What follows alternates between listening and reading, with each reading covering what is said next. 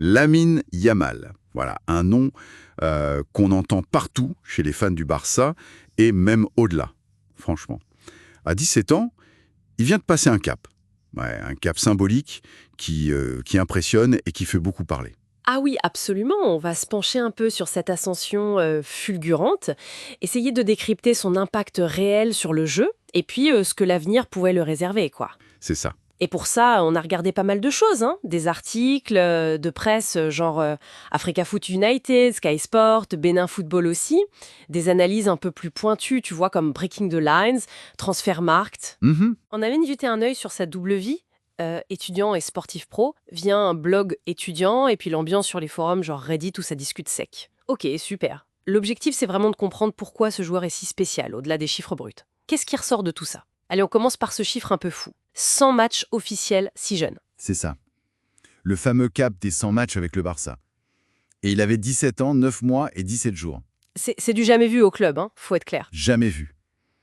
Et la comparaison qui fait mal, c'est avec Messi, quand même. Exactement. Pour donner une idée, l'équipe via Africa Foot United rappelle qu'au même âge, Lionel Messi il avait joué 7 matchs. Bon, d'autres sources comme Sky Sport disent peut-être 9, mais peu importe. L'écart est juste colossal. Ah ouais, c'est dingue. Et c'est pas juste qu'il est sur le terrain, quoi. Il pèse vraiment dans le jeu. Les stats sont là aussi. Tout à fait. Africa Foot United parlait de 21 buts et 35 passes décisives sur ses 99 premiers matchs. Plus récemment, pour cette saison 2024-25, Benin Football donne 15 buts et 20 passes D en 51 matchs, toutes compètes confondues. Ok. Bon, les chiffres peuvent varier un peu selon qui compte quoi, mais la tendance est là. L'impact est déjà énorme. Énorme, oui, et même central, à tel point que sur Reddit, certains le décrivent comme un rehausseur de plafond et de plancher. C'est une bonne image, je trouve. Ça veut dire quoi, exactement? En gros, il tire toute l'équipe vers le haut. Il améliore le niveau moyen de l'équipe, ça c'est le plancher, et il permet aussi d'atteindre des pics de performance plus hauts. Le plafond, quoi. D'accord, je vois.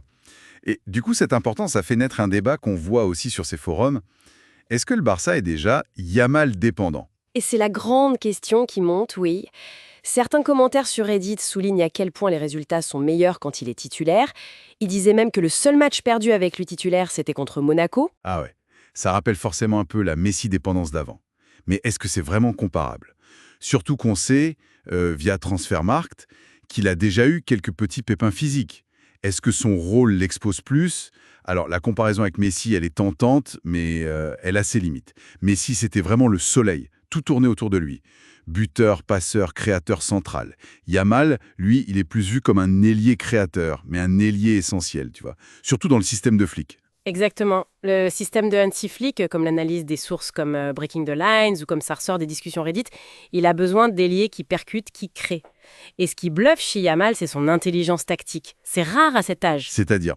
Pas juste les dribbles, parce qu'il a ce record de 11 dribbles contre Alaves. Oui, il y a les dribbles, bien sûr, mais c'est plus que ça. C'est sa capacité à lire le jeu, à faire le bon choix, le bon déplacement au bon moment. Son QI foot, quoi. C'est ça qui frappe le plus. Et cette qualité, forcément, ça excite un peu tout le monde. Sky Sport rapporte que certains experts, ils le voient déjà comme le meilleur joueur du monde, carrément.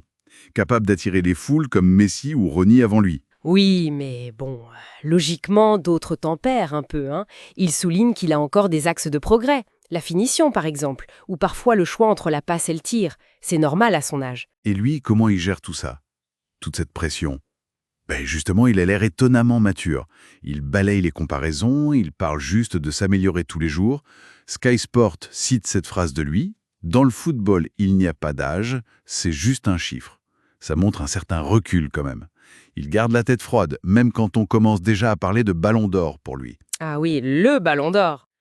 Le site 7 buts a même trouvé une IA qui lui en prédit 3, genre 2029, 2035, 2037, dont 2 au Real Madrid en plus. Ah, la provocation. Il a répondu quoi? Il a vite calmé le jeu, hein.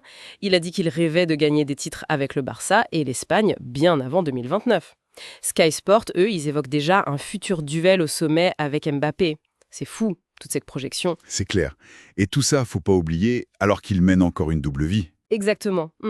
On l'oublie vite, mais comme le rappellent certains blogs ou des articles sur d'autres jeunes comme Zahir Emery, il est encore au lycée, quoi.